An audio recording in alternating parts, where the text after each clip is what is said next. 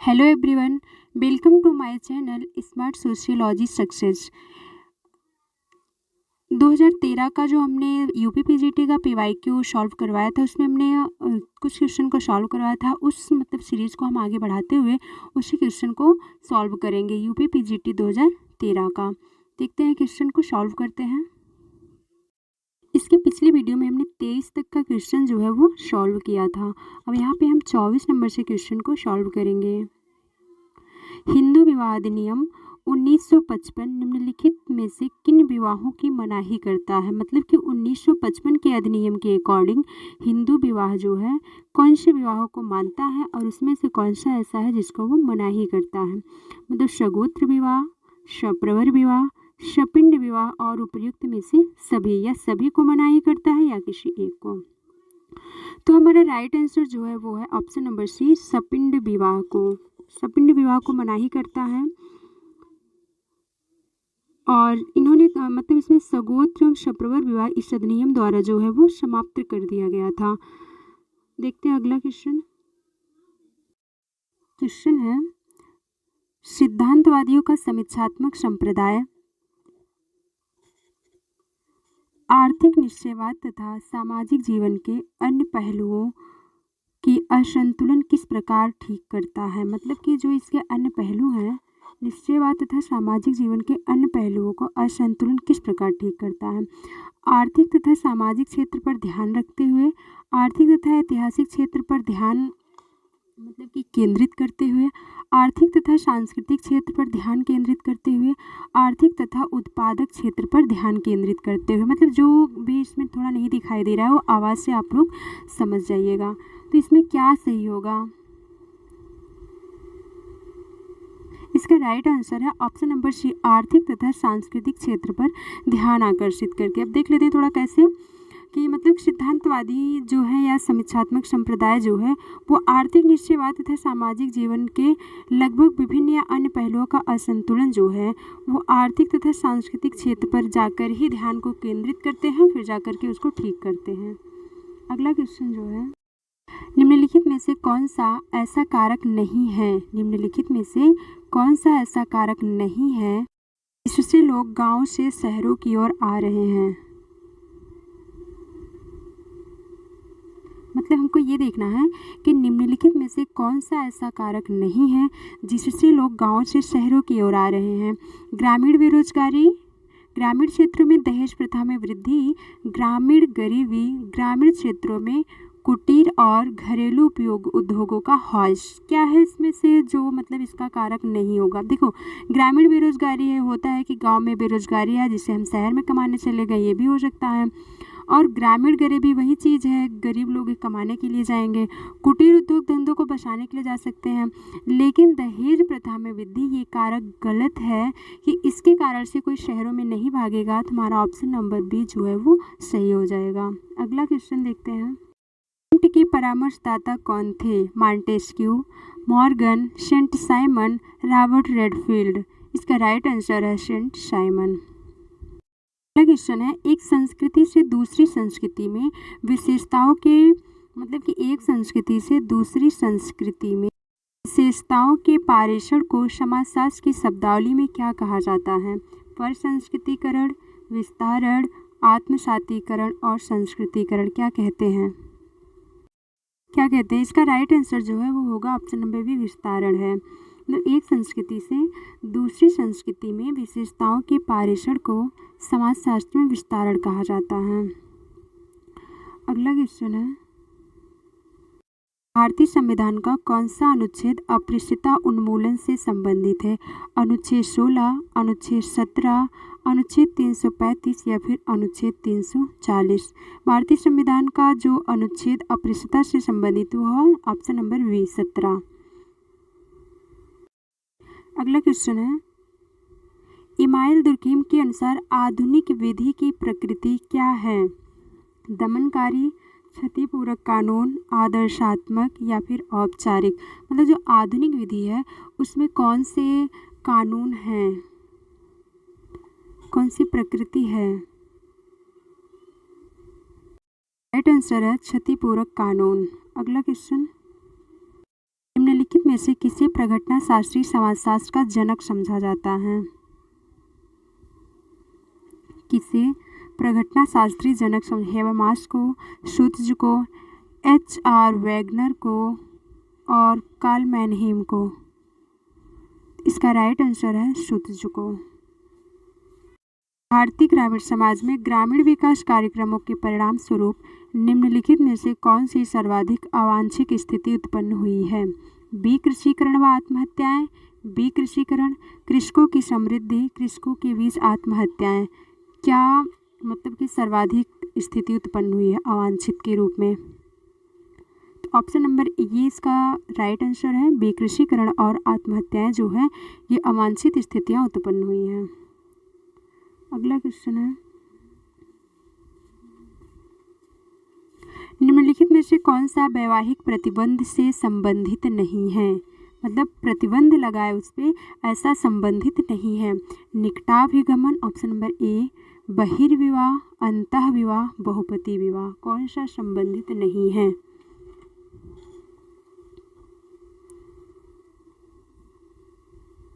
इसका right answer है बहुपति विवाह। बहुपति विवाह में किसी भी प्रकार का जो है वो प्रतिबंध नहीं है, ये संबंधित नहीं है। अगला क्वेश्चन है,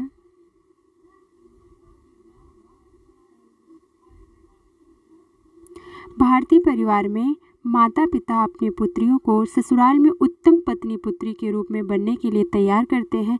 यह किसका एक उदाहरण है? समाजीकरण का, पुनर्समाजीकरण का, प्रौढ़ समाजीकरण का या फिर प्रत्याशित समाजीकरण का? क्या सही होगा?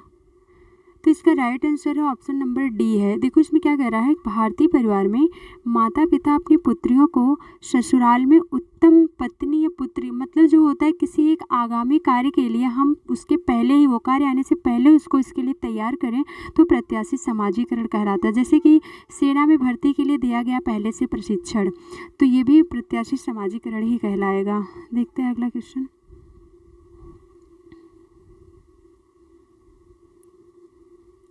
शक्ति के परिवर्तनशील जोड़ की संकल्पना इस धारणा पर आधारित है कि मूल्य सामंजस्य समाज के लिए अनिवार्य है, मूल्य विरोध समाज के लिए अनिवार्य है, मूल्य तटस्थता समाज के लिए अनिवार्य है, मूल्य समाज के लिए अनिवार्य है। क्या है, किस पे आधारित है शक्ति के परिवर्तनशील जोड़ की संकल्पना?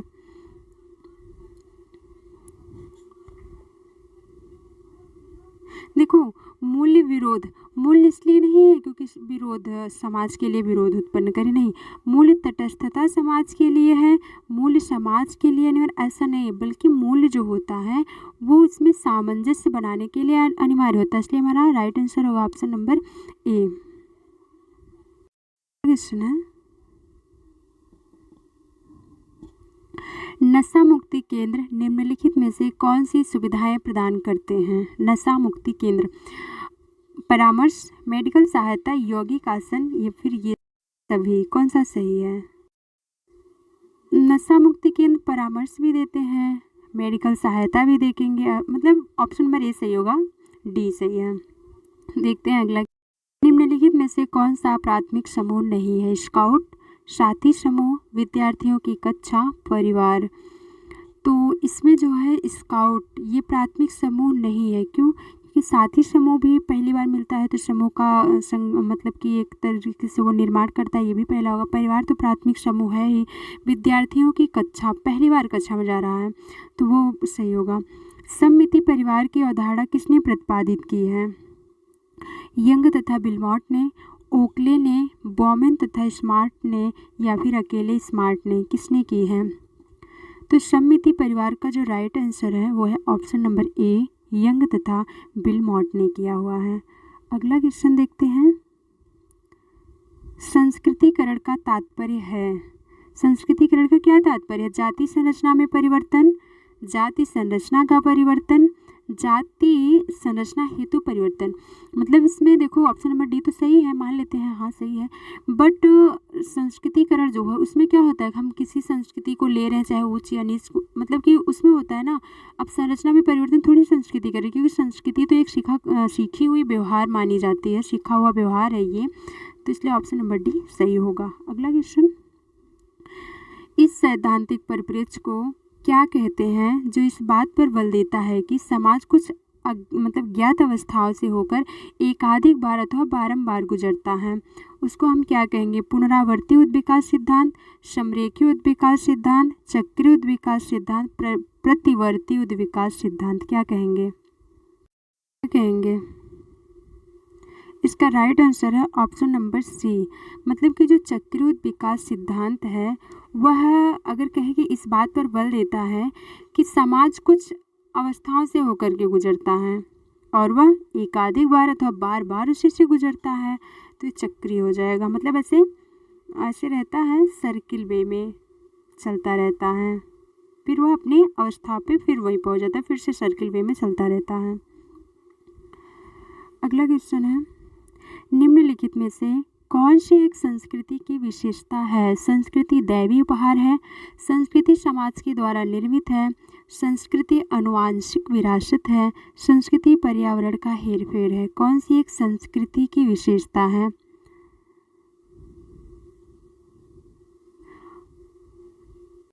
राइट आंसर है option number B. Option number B right है। देखिए कि संस्कृति जो है वो समाज द्वारा निर्मित है, यह केवल मनुष्य, क्योंकि यह केवल मनुष्य समाज में ही पाई जाती है। इसी कारण मनुष्य अन्य प्राणियों से, संस्कृति की वजह से ही मनुष्य जो है अन्य प्राणियों से श्रेष्ठ माना जाता है, इसलिए हमारा राइट होगा ऑप्शन नंबर बी। अगला क्वेश्चन देखते हैं क्या है।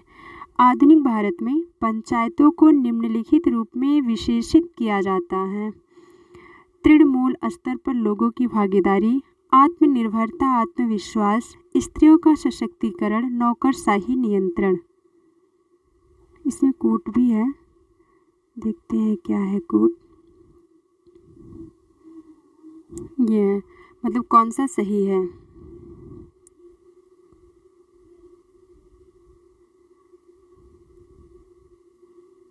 देखो इसमें क्वेश्चन क्या कह रहा है कि आधुनिक भारत में पंचायतों को निम्नलिखित रूप में विशेषित किया जाता है। तृणमूल स्तर पर लोगों की भागीदारी, ये है कि एक व्यक्ति की एक अंतिम चीज़ें जो है वो हासिल हो पाए, पहला भी सही है। और आत्मनिर्भरता, आत्मविश्वास, ये भी सही। स्त्रियों का सशक्तिकरण भी किया गया था पंचायतों में, ये भी सही है। नौकरशाही पर नियंत्रण, मतलब कि ये भी सही है। तो इसलिए हमारा कौन सा एक इसमें है? 1 2 3 4, ऑप्शन नंबर बी जो है वो सही होगा। अगला क्वेश्चन देखते हैं। निम्नलिखित में से किसने ज्ञान के पदक्रम का पक्ष नहीं लिया है? इमाइल दुर्खीम, ए काम्टे, एम बेवर या फिर एम फोको। किसने ज्ञान का पक्ष नहीं लिया है? पदक्रम, तो इसका राइट आंसर होगा ऑप्शन नंबर डी। अगला क्वेश्चन है, सामाजिक नियंत्रण क्रियाशील होता है। सामाजिक नियंत्रण क्रियाशील होता है औपचारिक नियमों और नियमावलियों द्वारा, अनौपचारिक नियमों और नियमावलियों द्वारा, औपचारिक एवं अनौपचारिक दोनों चीज़ों के द्वारा, उपर्युक्त में से किसी के द्वारा भी नहीं। किसके द्वारा होता है? ऑप्शन नंबर सी, औपचारिक एवं अनौपचारिक दोनों प्रकार के नियमों और नियमावलियों द्वारा सामाजिक नियंत्रण जो है वो क्रियाशील रहता है। अगला क्वेश्चन है, जब दूसरी संस्कृति के प्रभाव से संपूर्ण जीवन पद्धति परिवर्तन की प्रक्रिया में हो तब उसे कहते हैं प्रसार, पर संस्कृति ग्रहण, सांस्कृतिक ग्रहण, प्रति पर संस्कृति ग्रहण। क्या कहते हैं? तो इसका राइट आंसर होगा ऑप्शन नंबर बी, मतलब कि पर संस्कृति ग्रहण सही है।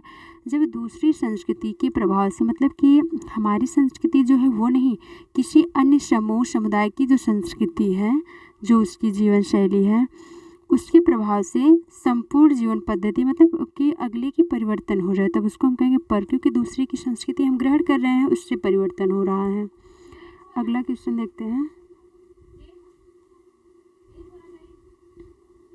निम्नलिखित में से कौन एक समिति की विशेषता नहीं है? इसका एक उद्देश्य होता है। निम्नलिखित में से कौन एक समिति की विशेषता नहीं, इसको हमको देखना है। इसका एक उद्देश्य होता है, औपचारिक नियम होते हैं, सहयोग होता है, स्थायी प्रकृति। क्या होता है? क्या विशेषता नहीं समिति की?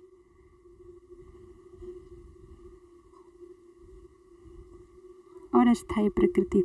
तो इसमें राइट जो होगा वो डी होगा, क्योंकि समिति जो है वह अस्थाई नहीं होती है, वो कभी भी भंग हो मतलब उसके उद्देश्य पूरे हुए कि वो ख़त्म हो जाती है। अगला क्वेश्चन देखते हैं। हिंदू उत्तराधिकार अधिनियम 1956 जिन समुदायों के उत्तराधिकार संबंधी विषयों को नियंत्रित करता है वे हैं मात्र हिंदू को, हिंदू एवं सिख दोनों को, हिंदू सिख बौद्ध एवं जैन सबको, वर्ष 1947 से भारत में रहने वाले सभी समुदाय को। किसको नियंत्रित करता है? इसका राइट आंसर होगा ऑप्शन नंबर सी, हिंदू आते हैं, सिख आते हैं, बौद्ध एवं जैन दोनों आते हैं, मतलब सभी सही है। अगला क्वेश्चन,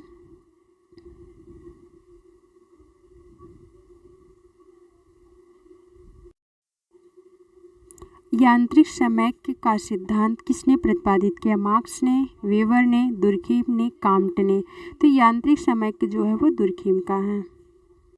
पंचायती राज का मुख्य उद्देश्य क्या है? कृषि उत्पादन को बढ़ाना, रोजगार बढ़ाना, लोगों में राजनीतिक जागरूकता को बढ़ाना, लोगों को विकास मूलक प्रशासन में भागीदार बनाना। क्या सही है? तो इसका राइट आंसर है ऑप्शन नंबर डी, लोगों को विकास मूलक प्रशासन में भागीदार बनाना। अगला क्वेश्चन है, किसने समाज का सावयवी दृष्टिकोण रखा? Herbert Spencer, W.I. Thomas, V Pareto, Max Weber. तो इसका राइट आंसर है ऑप्शन नंबर ए। इस वीडियो में हमने पूरे 50 क्वेश्चन को सॉल्व किया, 2 वीडियो में हमने 50 क्वेश्चन को सॉल्व कर लिया है।